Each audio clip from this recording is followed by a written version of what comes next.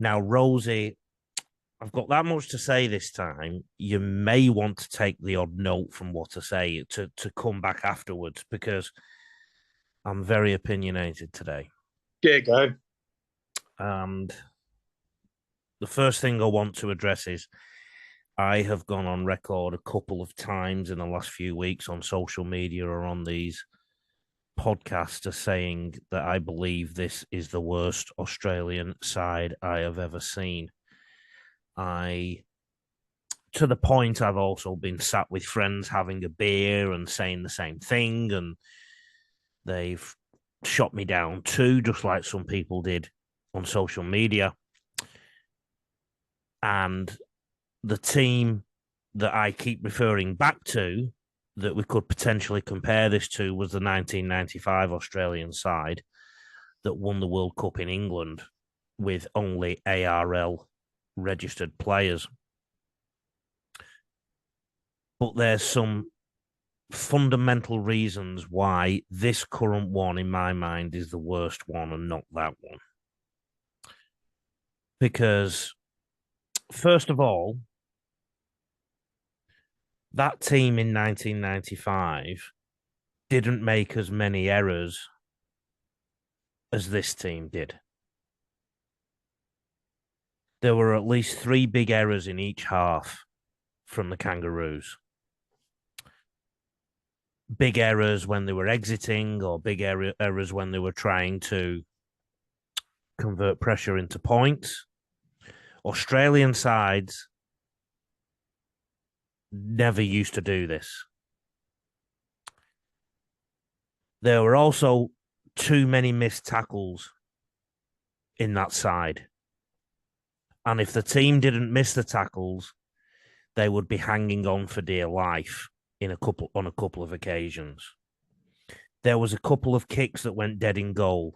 Australian Kangaroo sides don't do this. Also, they were awful in the last 30 minutes of the match. They completely down tools. They couldn't execute anything. They were giving away penalties and 6 against. I agree with you on Tom Dearden. Fantastic game. But as for his halfback partner, I thought he was absolutely awful, Mitchell Moses. He played the game as if he was trying to get some of the attention that Tommy Dearden did early in the game. It was Tommy Dearden's darts, his dummy and goals that caused Tonga the problems, particularly on the right side of their defence. I'll talk about the right side of Tonga's defence in a moment. So Moses started going over there as well. But the guy threw an intercept pass that brought Tonga and turned the momentum to Tonga in the second half. Also, his defence was awful. His defence was absolutely awful. Also, to put into context, this Tonga side is not a top shelf international side. Like you said, they're probably missing 1 or 2 quality players in certain positions, that players that may not exist in with Tongan blood. The Tongan right side of defence got destroyed.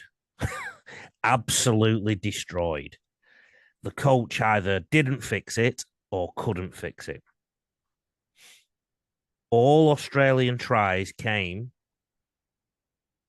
either down that side or after a period of smashing that side. The Tonga right, the Australian left.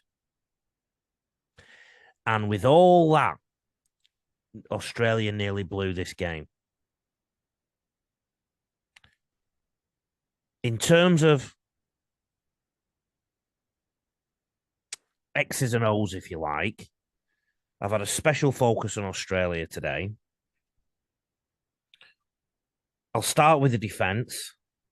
Compressed defence mostly, but I saw numerous times the defensive split wasn't right.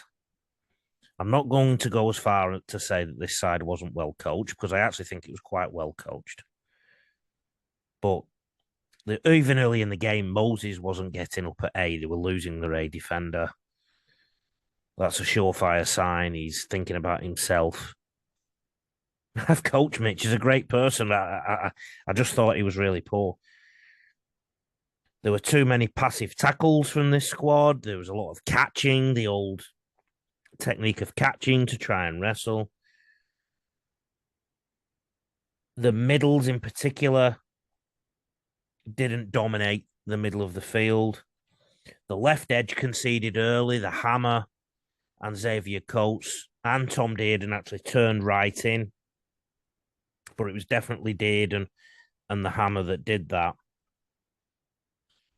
And they also nearly conceded another try on the other side of the field, but Tonga had that disallowed on 23 minutes. And again, it was the problem of turning their hips in defense.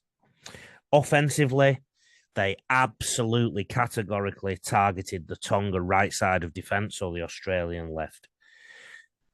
If you listened to the analysis podcast last week, if you saw my social media offerings in the interim between that podcast and this one, you will see I suggested that all Australia had to do was play the game at tempo, move the football around somewhat, keep Tonga chasing them.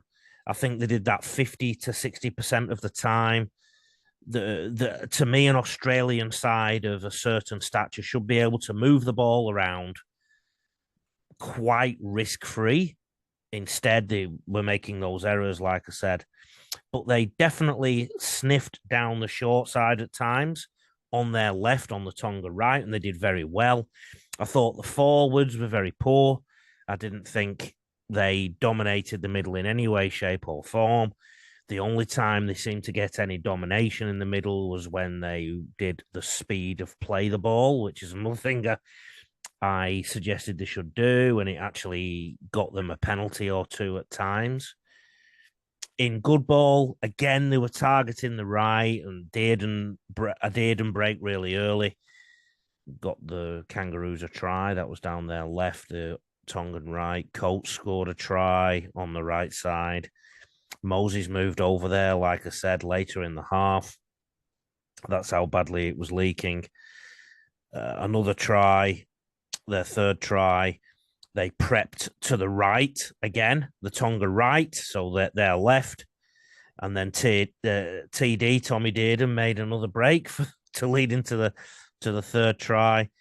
Their fourth try, it was Harry Grant, Tommy Dearden, and then Tommy Turbo finishing off something that targeted the Tonga right. So I think that Australia sides of old would have had that 20 to 4 advantage and would have just ground out the rest of the game for the next 30 minutes, and they would have won by 40. I don't think there was enough smarts from the half and some of the people around the side. I think some of the players aren't mentally up to scratch to do that kind of thing.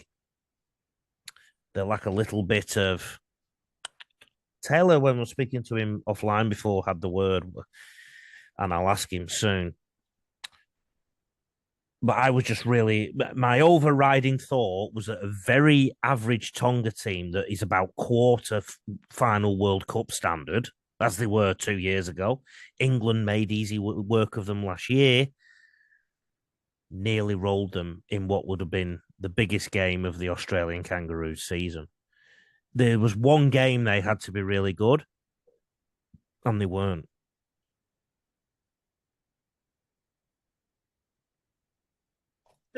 Yeah, I agree on that there too.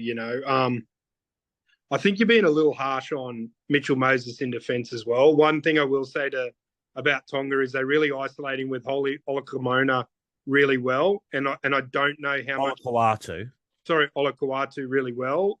And there was a number of times when he did put his body on the line and did slow it down, and you can't really expect a halfback to be stopping a man like that.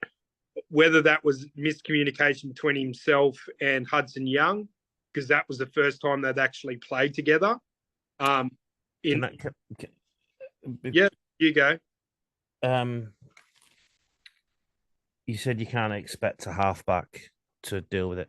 I can expect a Kangaroos halfback to. Yeah, but I don't think he would have done any worse a job than Daly Cherry Evans. I think, yeah,